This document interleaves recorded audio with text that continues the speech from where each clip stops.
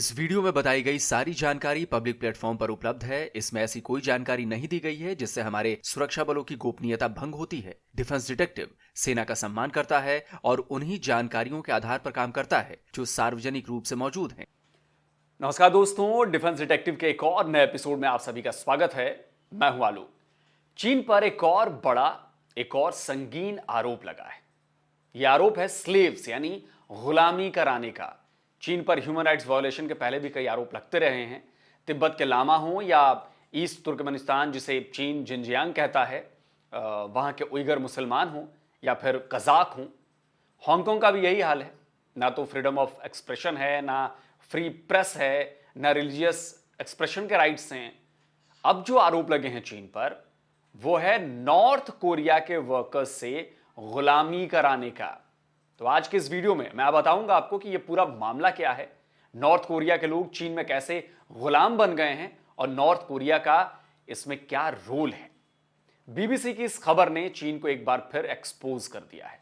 इस खबर ने बता दिया है कि चीन के चमकते दमकते चेहरे के पीछे एक काली दुनिया छुपी है। ऐसी दुनिया जहां गरीबी है, बेरोजगारी है, जबरदस्त आर्थिक संकट है और मजदूरों की गुलामी है।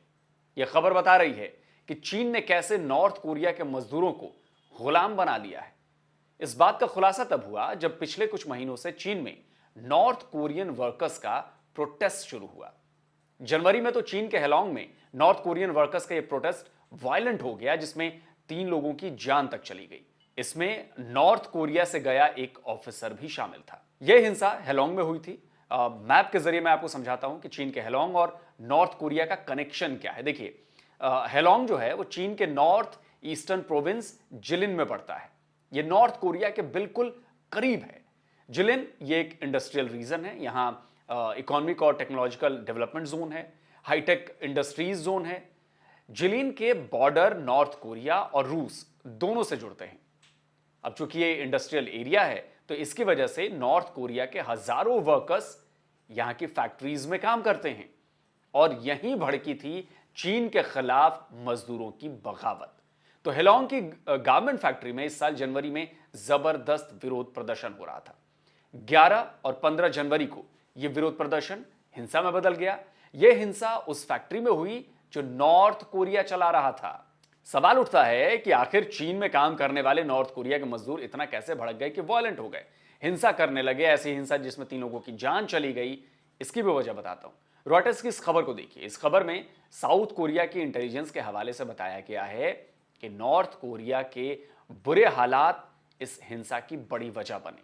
यानी चीन में नॉर्थ कोरिया के मजदूरों की हालत बहुत ज्यादा खराब है। तो क्या चीन में मजदूरों को सही वेतन नहीं मिलता है या फिर वहां काम करने का अच्छा माहौल नहीं है?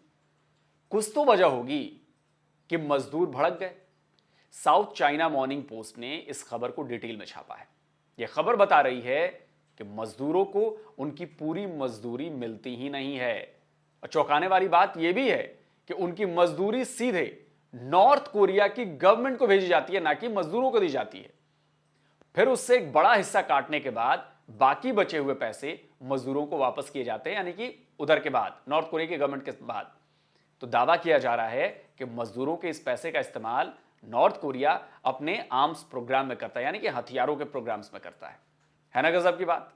नॉर्थ कोरिया के वर्कर्स अपना घर बार छोड़कर चीन में मेहनत करते हैं, मजदूरी करते हैं, लेकिन उनकी मेहनत की कमाई उन्हें नहीं मिलती है, मिलती है तानाशाह किम जोंग उन को, ताकि वो अपनी सनक के लिए लड़ाई का साजो सामान खरीद सके। लेकिन चीन में नॉर्थ कोरिया के वर्कर्स जो हैं उनकी हालत इससे भी ज्यादा बुरी है।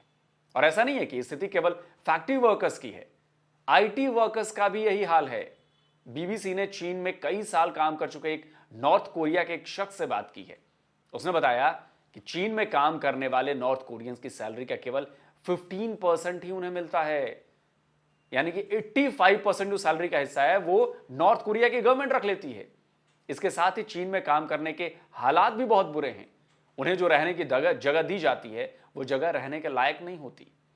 उन्हें बाहर जाने की इजाजत नहीं होती। हफ्ते में एक बार वो बाहर जाकर सामान खरीद सकते हैं। कोविड के बाद तो उन लोगों को 1 साल तक बाहर निकलने ही नहीं दिया गया। यानी एक तरह से उन्हें बंधक बनाकर रखा गया। इस हालात में मजदूरों का गुस्सा तो कभी ना कभी फूटना ही था ना। लेकिन बात सिर्फ इतनी नहीं है। नॉर्थ कोरिया के मजदूरों को चीन के वर्कर्स की तुलना में काफी कम पैसा दिया जाता है। अब जरा रॉयटर्स की इस खबर को देखिए। इसमें साफ साफ लिखा है कि कम मजदूरी की वजह से चीन की टेक्सटाइल कंपनीज नॉर्थ कोरिया के मजदूरों को हायर करती हैं। खबर यह भी बता रही है कि नॉर्थ कोरिया के सस्ते मजदूरों की वजह से ही चीन की टेक्सटाइल फैक्ट्रीज सस्ते प्रोडक्ट्स बनाकर दुनिया भर में सप्लाई करती है। तो दोस्तों, मुझे लग रहा है कि अब तक आप समझ चुके होंगे कि चीन में नॉर्थ कोरिया के जो मजदूर हैं, उन मजदूरों को कैसे गुलाम बनाकर यानी स्लेव्स बनाकर काम कराया जाता है। और इसमें नॉर्थ कोरिया का भी पूरा का पूरा हाथ है। इसीलिए इसे स्टेट स्पॉन्सर्ड स्लेवरी कहा जा रहा है। लेकिन ऐसा नहीं है कि चीन और नॉर्थ कोरिया के बारे में ऐसी रिपोर्ट्स जो हैं वो पहली बार आई हैं। अभी जो मैंने आपको रॉयटर्स का आर्टिकल दिखाया था वो साल 2017 में पब्लिश हुआ था। साउथ चाइना मॉर्निंग पोस्ट की जो ये खबर है, ये देखिए जरा, ये खबर भी चीन में नॉर्थ कोरियन स्लेव्स की बात कर रही है। आर्टिकल भी 2017 में पब्लिश हुआ था। एक चीनी और एक नॉर्थ कोरियन की सैलरी में 1000 युआन से ज्यादा का फर्क होता है। इससे दो बातें होती हैं। पहली, एक तो कम पैसों की वजह से नौकरी नॉर्थ कोरियंस को मिल जाती है, यानी वो कम पैसे में अधिक काम करते हैं। और दूसरा ये कि इस वजह से चीन के जो लोग हैं, चीन के जो कामगार हैं, उनको काम नहीं मिल पाता। नॉर्थ कोरियंस को कम पैसे में रखा जाता है और अधिक काम कराया जाता है। 24 में से 20-20 घंटे तक उनसे काम लिया जाता है, जबकि महीने में 1 या 2 छुट्टी ही मिलती है। उन्हें अपने परिवार को भी साथ लाने की इजाजत नहीं मिलती। तो आप समझ सकते हैं कि वो किस कंडीशन में काम करते होंगे। इस खबर में साफ साफ लिखा गया था, जो खबर मैंने आपको दिखाई, कि नॉर्थ कोरियंस तब चीन में काम करके 100 से 200 मिलियन डॉलर की सालाना की कमाई कर रहे थे। मतलब ओवरऑल की बात कर रहा हूं। लेकिन उनका यह पैसा किम जोंग उनकी गवर्नमेंट को मिल रहा था, यानी कि 85% उनको मिल रहा था, सिर्फ 15% मिला था। और इतना ही नहीं, अगर प्रोडक्ट में कोई कमी या खामी होती तो उसका हर्जाना भी नॉर्थ कोरिया के वर्कर्स से वसूला जाता जो काम कर रहे थे। तो 2022 में डेली नॉर्थ कोरिया ने चीन में काम करने वाले नॉर्थ कोरियंस पर एक रिपोर्ट पब्लिश की थी। इस रिपोर्ट में बताया गया था कि चीन में काम करने वाले लोग वर्चुअल प्रिजनर्स की तरह रहने को मजबूर हैं। सोच रहे हैं, मतलब वर्चुअली जेल में है वो। अब आपको बताता हूं कि नॉर्थ कोरिया के लोग आखिर इस बदतर हालात में, खराब वर्क कंडीशंस में भी चीन में काम करने के लिए क्यों मजबूर हैं। उसकी वजह है नॉर्थ कोरिया और वहां का तानाशाह किम जोंग उन और उसकी सरकार। कोरिया के लोगों के चीन माइग्रेशन पर विल्सन सेंटर ने एक रिपोर्ट पब्लिश की थी। हेजल स्मिथ ने अपनी इस रिपोर्ट में बताया था कि नॉर्थ कोरिया से चीन के लिए माइग्रेशन 1990 में शुरू हुआ, जब नॉर्थ कोरिया में अकाल के हालात बन गए थे, यानी लोग भूखों मर रहे थे। इससे पहले कोरियन रेस के लोग चीन से नॉर्थ कोरिया आया करते थे। 1990 के बाद से नॉर्थ कोरिया में हालात कभी भी ठीक नहीं हुए और माइग्रेशन तब से लगातार चलती आ रही है। एक्चुअली नॉर्थ कोरिया में न्यूक्लियर प्रोग्राम्स और दूसरे एग्रेसिव स्टेप्स की वजह से यूनाइटेड नेशंस समेत कई ग्लोबल एजेंसीज ने उस पर बड़े बड़े सैंक्शंस लगा दी, यानी कि पाबंदियां लगा दी। यूक्रेन वॉर में रूस को सपोर्ट करने की वजह से अमेरिका ने हाल ही में उस पर और ज्यादा पाबंदियां लगा दी हैं।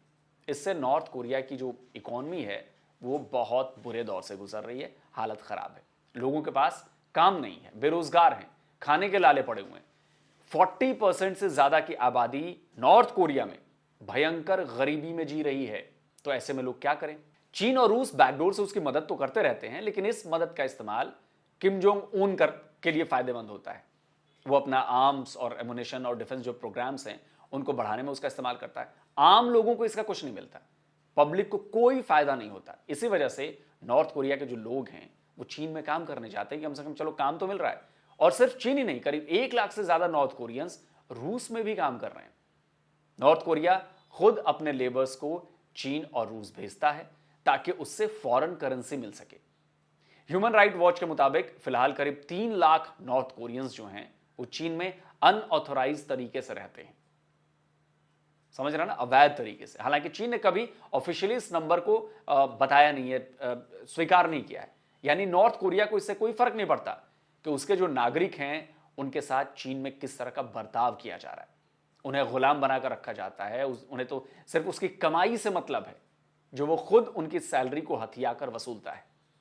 लेकिन चीन में नॉर्थ कोरियंस वर्कर्स ने विरोध की आवाज जो है वो बुलंद करनी शुरू कर दी और आज नहीं तो कल चीन और नॉर्थ कोरिया को इसका अंजाम भुगतना पड़ेगा। आखिर जुल्म लोग कब तक सहेंगे, कब तक पिसते रहेंगे, किसी ना किसी दिन तो वो फट पड़ेंगे। तो दोस्तों, आज का ये वीडियो आपको कैसा लगा कमेंट करके हमें जरूर बताइए, और इस वीडियो को ज्यादा से ज्यादा लाइक कीजिए, ज्यादा से ज्यादा शेयर कीजिए, ताकि ये जानकारी दुनिया के कोने कोने तक फैले। बाकी जिन लोगों ने अभी तक हमारे चैनल डिफेंस डिटेक्टिव को सब्सक्राइब नहीं किया है, भाई उनसे प्रार्थना है कि चैनल को सब्सक्राइब जरूर करिए, ताकि हमारा हौसला बढ़ता रहे, हम ऐसे और वीडियोस आपके लिए लेकर आते रहें, जिससे आपको नई नई जानकारियां मिले और आपका नॉलेज बढ़े। तो जल्दी हाजिर होता हूं एक और नए वीडियो के साथ। नमस्कार, जय हिंद।